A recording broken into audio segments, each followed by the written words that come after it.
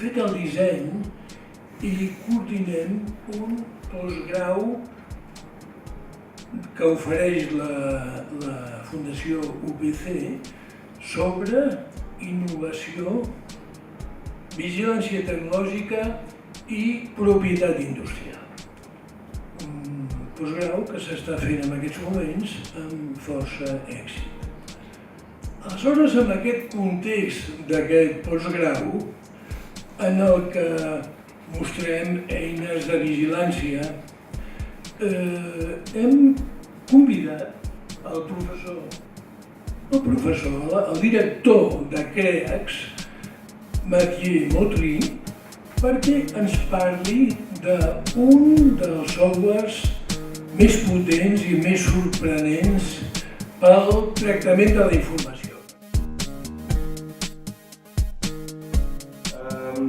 Let's ask ourselves, what is innovation? You probably have been asking this question for yourself as well. There are many different definitions on innovation. Let's maybe use an example which is here in the room. So you all see this projector which is projecting the slides. And I will ask you questions. So what exactly do we expect from a projector? What do we want and what do we don't want from a projector?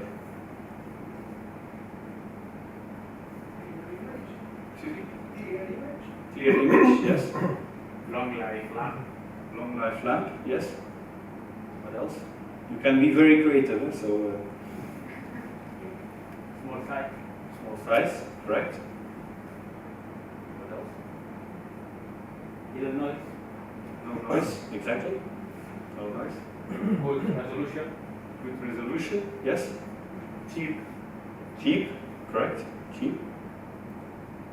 Others. Avoid heating. Avoid heating, correct. Other? Integrated. Integrated, yes, maybe integrated directly in the laptop. Yes. Okay. So I summarized this also in the slide. So what do we want? I don't call this the thing, etc. We just listed it. Now, in fact, all the answers that I got from you, which are also on the screen here, you can actually put them into 4 factors. And these factors are the following. So you have performance, everything that's related to performance. What do we want from this projector? We want clear image, we want clear colors, and all these main functionalities we expect from the product or the process we are working on. The second factor, which is important in defining innovation, is what are the harmful effects that we don't want. So it was mentioned we want a silent projector. And now it's a big room, so it's not a problem, but when you're in a small meeting room, the noise is annoying. So we don't want noise. We want a good cooling. Cool is a harmful effect, the heat is a harmful effect, so you want to cool it. Interface is the third factor. That's all about design, making it smaller, it was mentioned, making it lighter, making it integrated. These are all factors that are related to interface. And the fourth and the most obvious sometimes factor is all about cost.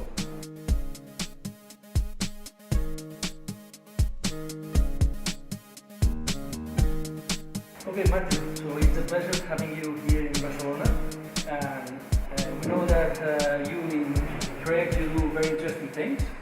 But please tell us a bit more about what is CREAX and what kind of things are you up to at the moment. Okay, well, thank you first of all of inviting me to this conference. Actually, CREAX is a consulting company, an innovation consulting company. And we were founded in the year 2000, so that means that it's now 13 and a half years that we are active in the domain of innovation and creativity. Our main activity is really to support and to accelerate the innovation and R&D process of mainly technology-driven companies. And we want to provide solutions, so not just ideas or ID directions, but real tangible solutions for innovation, for problem solving, What, let's say, makes our approach unique is the combination of three important things. So first of all, we have developed our own innovation methodology, which originally was based on a Russian methodology called the CREAX. But we refined that methodology and we further developed it and came to our own and unique CREAX innovation methodology, which actually brings a systematic approach within the ID generation process. So that's the first part, the methodology. That's also the way we differentiate ourselves on the market. So if companies choose to work with us, it's because they like the methodology and the way of thinking, and they want to try it for themselves. Besides the methodology, we have also a very strong multidisciplinary team of engineers in the company, and they all have different backgrounds. So we have people that have a materials background, that have biochemistry, electronics, etc., mechanics. And that's very important because when we do projects for our clients, it's always teamwork. It's not one person working on one project, it's teamwork and all different people, different profiles within the team. And that's important because, first of all, we have to think differently than the client. And the second important reason is that also when you have a multidisciplinary team working on a certain topic, you also ensure the creativity. So these are two very important factors. And then the third, besides the methodology, the team, we also have developed what we call a cross-industry learning capability. Today we live in the 21st century, we live in a so-called knowledge economy. Knowledge is abundant, is accessible, and we are convinced that every problem has already been solved by someone. And what we actually do is we look into existing knowledge, who else in the world has faced similar problems or challenges as the one of the client, and we look how these other industries or domains or companies have solved similar problems, and can we transfer that technology, that solution to help solve the client's problem. Okay, so Matthew, can you please tell us what kind of projects you actually do for your clients, and if you can give us some examples? Yes, of course. In fact, we have 4 standard services that we offer, 4 kinds of projects that we conduct for our clients.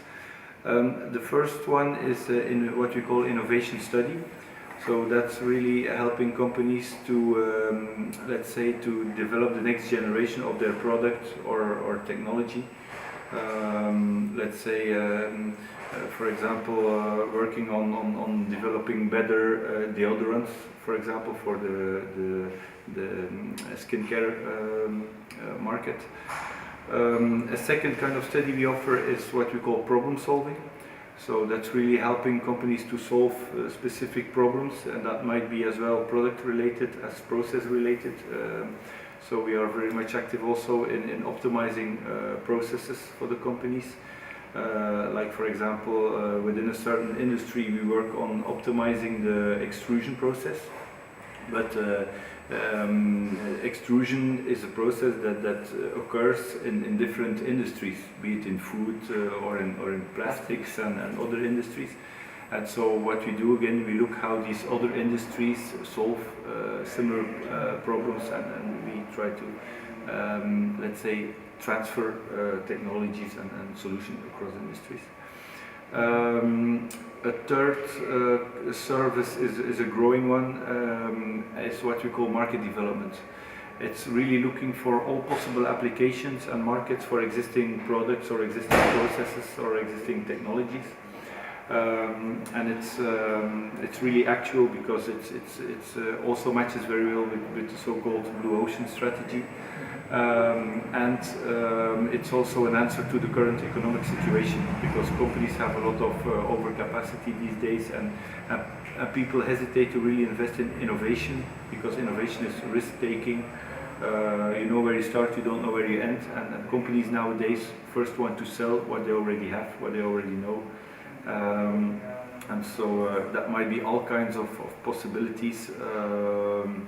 For example, there's a client that makes a certain aluminium foam material, and they came to us and they said, look, we now can produce this material in a cost-efficient way, but can you make it 360 degrees kind of all possible applications for this technology? So there were over 110 applications that came out. And a fourth kind of project that we do is what we call has to do or is related to business intelligence or more technology intelligence. It's really doing state-of-the-art research, technology mapping, competitive analysis to look into patents and other databases, what are the strategies of the different players in the market, in which direction they invest, in which they stop to invest, etc. And also an important part is what we call game-changing technologies. So it's looking at patents and scientific literature, if we can identify weak signs of new technologies that are popping up, or technologies that quickly grow in activity, that might have a big impact on the business of the client on the short and the mid term. Okay, thanks very much, Matthew. A pleasure.